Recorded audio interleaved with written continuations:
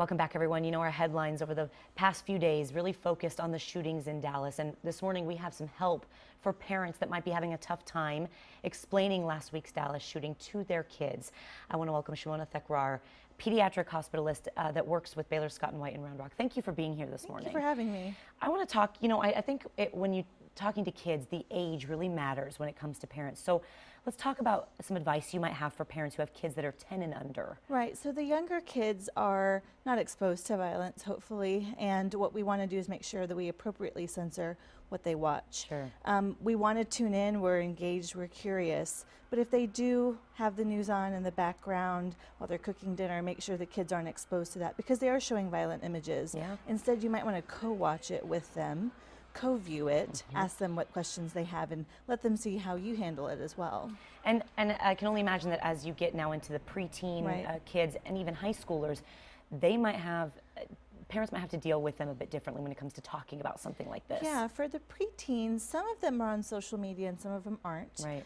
For the ones that aren't, they're hearing about this at school. They're also hearing about it just on the news as well. Sure. And you want to check in with them often and see how they're feeling, ask them questions, ask them how they're supporting their friends and how their friends are supporting them as well. And then for the high school age, Right. who are much more exposed to social media, which Yes. plays a big role in this. Yeah, they're seeing these viral videos many times over and over again, and then they're hearing what their friends have to say about it. So you want to also check in with them often, see how they're feeling about Right. it, see what their friends are saying, and also try to see if you can turn some of their concerns and comments into constructive ideas. Right. What can we do as Texans? What can we do as a society to help make this better? Yeah, and expand the conversation that way. Exactly. I'm curious, how do you think parents should behave in a situation like this? I mean, Yeah. because it's tough to watch this. I think even for us sitting here, Yeah, it's hard not absolutely. to watch it and get emotional as an adult, but especially as a parent.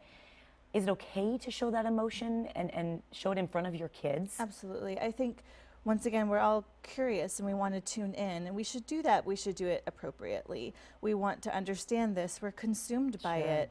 I wouldn't be afraid to show any emotion to children because they would understand that their emotions are also accepted, Right. and that they can have their own emotions.